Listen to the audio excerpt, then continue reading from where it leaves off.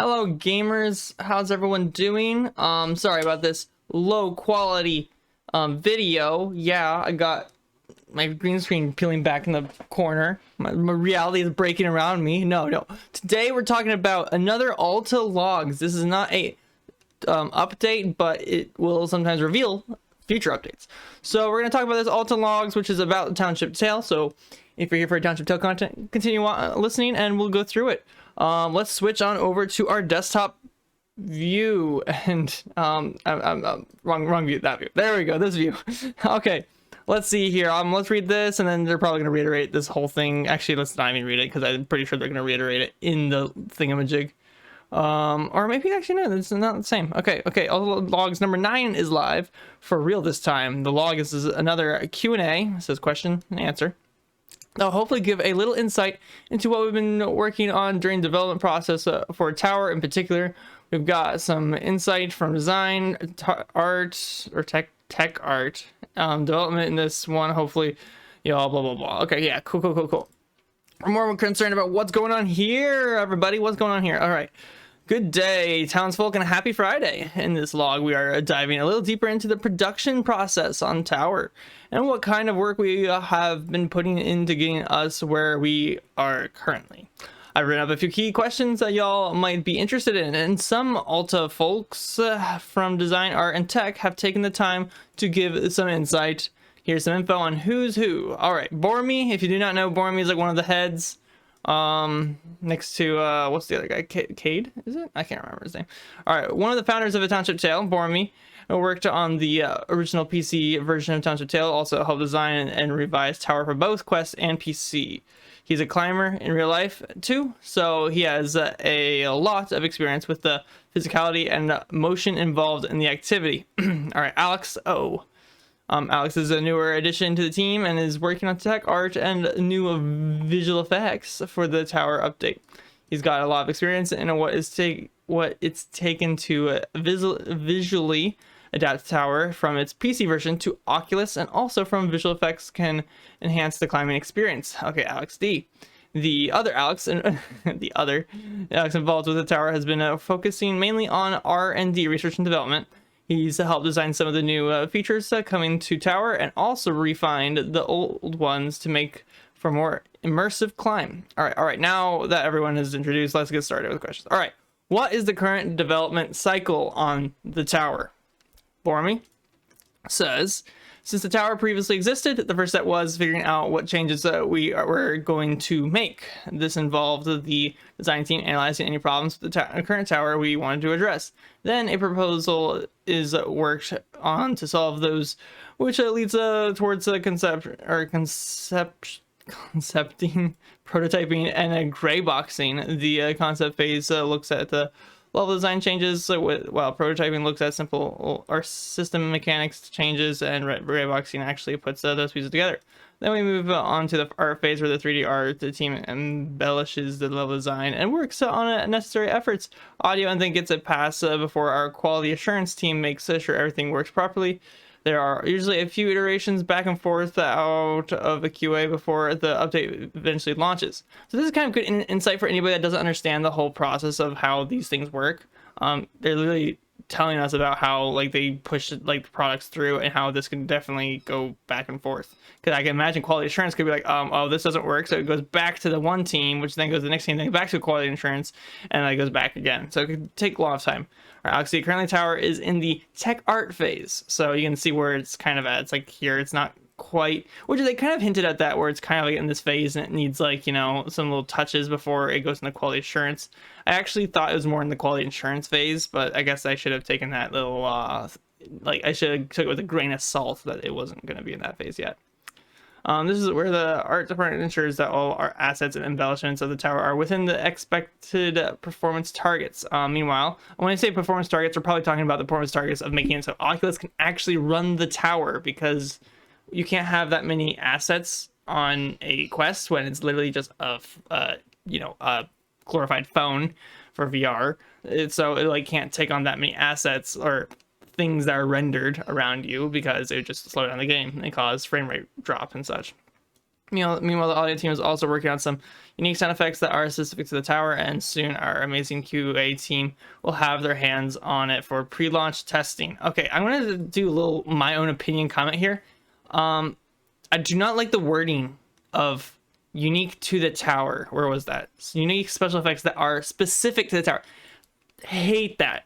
So I'm a software developer. I understand how, like, game development, it is easier to reskin and reuse than it is to make unique stuff that stacks and stacks and stacks.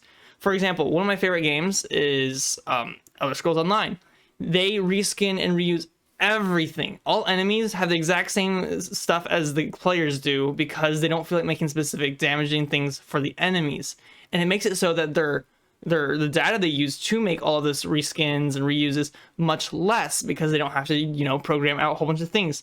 If you have unique things for everything, sure, it might make it that much more immersive, but it can take up that much more performance or that much more space. So your game's gonna either get larger in space, which when larger in space could mean like less performance. So I actually do not like that. That's not a good thing to hear from a software designing aspect of my brain where I'm just like, we don't need specific for the tower. We just need sound effects for generic use of climbing.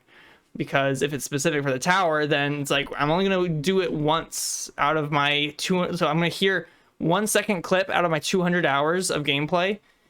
No, I don't need that sound. So, okay, that's like a little criticism for the team. Maybe it's not like that. I'm just saying how you worded it. That's kind of what my brain goes to. So it might not be like that at all, but that's what I'm going to say for now. All right, what changes have you faced in our department while adapting a PC feature to Oculus Bormy? Oh, so this is basically like, okay, what was the problems that you faced when you're trying to, bridge over the gap of PC to Oculus, because Oculus is way different. All right. With letting players return to the latest checkpoints if they're previously stopped and now wish to continue, we had to decide what the most common method of doing that would be. Oh yeah, because they introduced the whole new idea that what they're going to do with the tower, which is like having this whole thing where you can it saves your point a little bit more, which makes the tower a little bit easier, because it was a very difficult obstacle before. But it seems like they're going to try to fix that, and they say that's one of the hardest things that they're fixing, which is kind of interesting because they're introducing a new feature which makes it so the bridging it over and the release of the base feature is harder. Normally you want to bridge it over first because, for one, Oculus players don't even know what it's like to do the tower, so they don't even know the absence of that hardship or anything. So if you just let them have the hardship and then you patch it later or you update it later with this new fix, then whatever. That's just like another criticism. It could be completely different. I don't know the exact process of this VR program, of how that works exactly, but maybe they have their better minds on this. So I'm going to give them the benefit of the doubt on this one, even though I have somewhat criticism. All right, between interacting with checkpoints to unlock them and using their corresponding teleporters, deciding which step marks your return destination was tricky. Do you return to the latest teleporter even if you didn't interact with the corresponding checkpoint, or do you return to the latest checkpoint even if you left the tower on a different teleporter? In the end, we surmised that you would likely always want to return to the latest checkpoint, but in doing so, limiting unconventional use cases. So that's basically saying, oh, I see a little bit more what they're doing. Okay, so my criticism still stands that they don't need this checkpoint feature as much, but they're having problems with making it so when you leave the tower, how do you return back to the checkpoint? It's kind of like a weird little thing, but I'll let them have that, I guess. It's their new feature that they want to introduce into the Oculus, and they'll probably introduce that into PC. I guess this is, I really hope this isn't their last ditch effort to try to put a update out for PC, because I know PC hasn't gotten any updates, and that's what a lot of PC players are annoyed with, is because they're like, oh, well, you're just trying to shut us down until you fix Oculus and everything. And so they're trying to put this out. I really hope it's not that case, but if it is, it's a poor decision. I think that they should get Oculus to the point, because PC, we can hold off for longer, because this is not going to keep us PC players,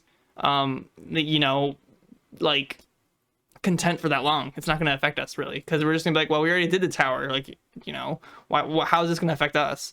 So if that's an update just to be like, hey, we gave you an update, then it's like, nah, that didn't give us an update. but that's just my criticism. Hopefully it's not that way. All right, how is this process deferred? Sorry, excuse me.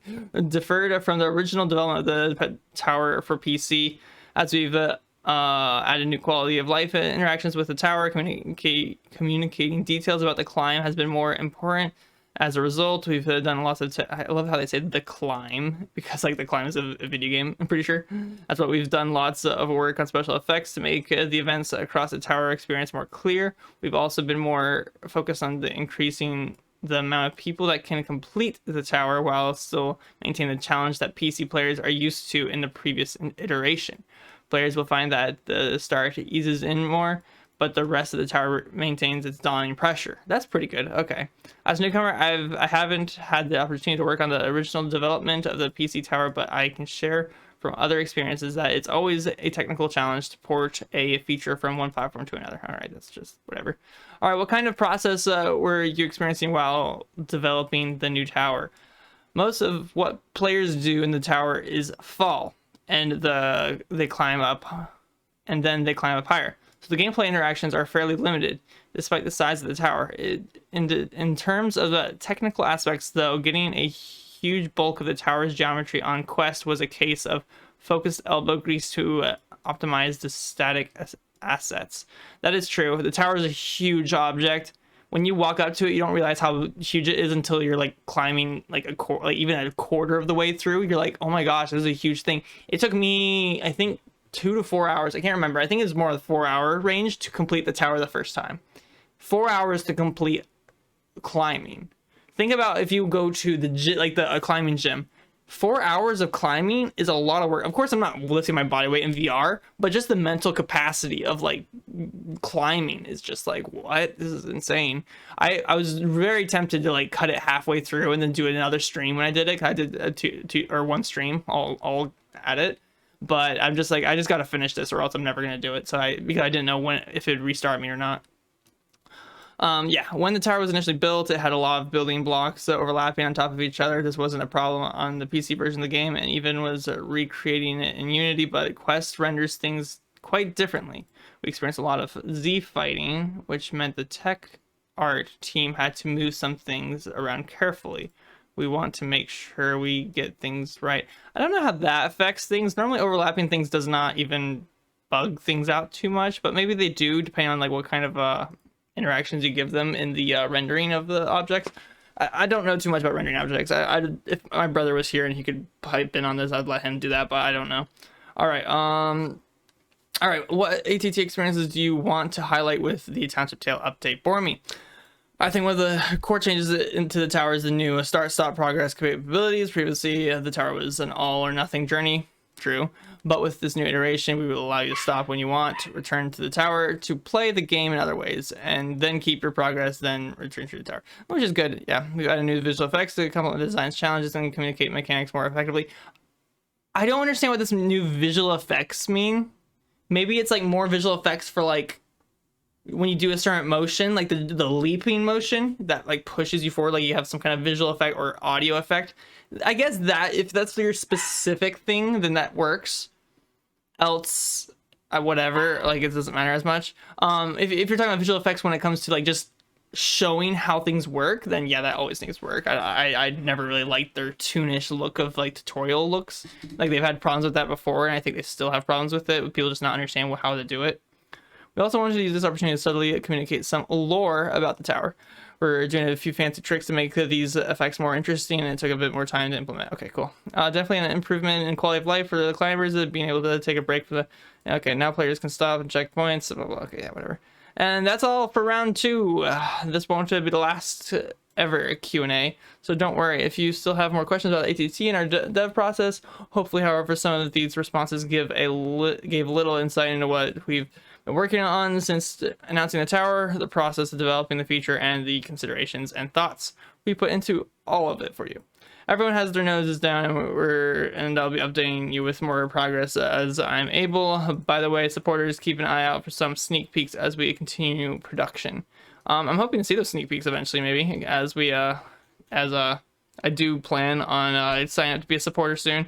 I'm just trying not to pull my money out of my own pocket and just reinvesting the money that you guys are earning from me, which is for ads and such, and also super likes.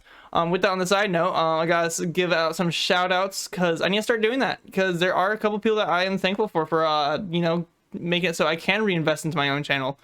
We have Rez. He just donated a little bit recently in the live stream. Thank you for Rez. We have Glowing Relic. He was actually one of the first donors. I don't want to sound like it's a plasma donation or something like that, but yeah, these are one of our first donation people. He donated a lot of money to help us out with, like, you know, we bought a router, and I think we bought something else. I can't remember what we bought, but it helped us increase our wireless connectivity perfectly. It was awesome. And then I think we had one more person. Oh yeah, other person is my one good friend, Phoenix Bliss. He, you know, he donates quite a bit just through Prime subs, really. So if you have a Prime sub, go on Twitch and subscribe to me on or give your Prime sub to me. It's free on you. It's money from me, and so it's awesome there. But yeah, with that, thank you guys for watching, and I'll see you all later. Subscribe and like.